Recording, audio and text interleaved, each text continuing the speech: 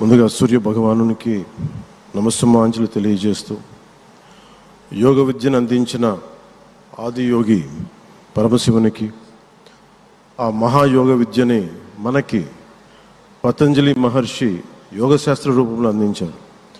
వారిరువురి పాదపద్మములకు నమస్కారాలు.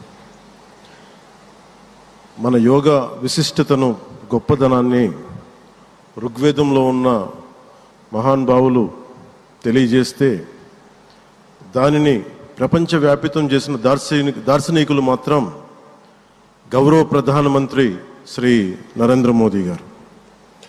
భారతీయ సనాతన ధర్మం తాలూకు విశిష్టతను యోగా ద్వారా విశ్వవ్యాపితం చేసిన ఘనత ఆయన సొంతం. యోగా సాధకులు ఎంతటి దృఢచిత్తాన్ని కలిగి ఉంటారు, ఒత్తిడి జయించి సంకల్ప సాధకులుగా ఎలా నిలబడతారన్న దానికి కూడా మన గౌరవ ప్రధాని శ్రీ మోదీజీ గారు నిలువెత్తు ఉదాహరణ.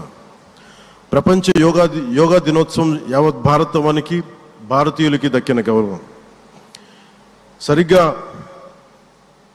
ఒక 2014లో అప్పుడే ఐక్యరాజ్య సమితిలో గౌరవ ప్రధానమంత్రి మోదీ గారు ప్రవేశపెట్టినప్పుడు దాదాపు 177 దేశాలు ఈ రెజల్యూషన్కి మద్దతు పలికినాయి.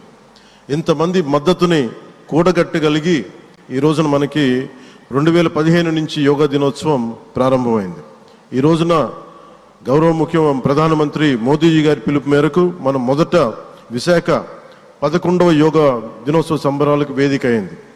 శ్రీ మోదీజీ గారి సమక్షంలో గౌరవ ముఖ్యమంత్రి వర్యులు శ్రీ చంద్రబాబు నాయుడు గారి కృషితో ప్రపంచ రికార్డుకు వేదికగా నిలిచింది. విశ్వనరులు మోదీజీ గారి పిలుపు మేరకు యోగా ఒక వన్ ఎర్త్ వన్ హెల్త్ ఈ ఆరోగ్యం థీమ్ని ఈ వేదిక నుంచి ప్రతి ఒక్కరూ ముందుకు తీసుకెళ్లాలని మనస్ఫూర్తిగా కోరుకుంటూ, ఇక్కడ ఆసీనులైన మీ అందరికీ ఇక్కడికి వచ్చేసిన ప్రతి ఒక్కరికి కూడా పేరు పేరున నా హృదయపూర్వక వందనాలు, నమస్కారాలు.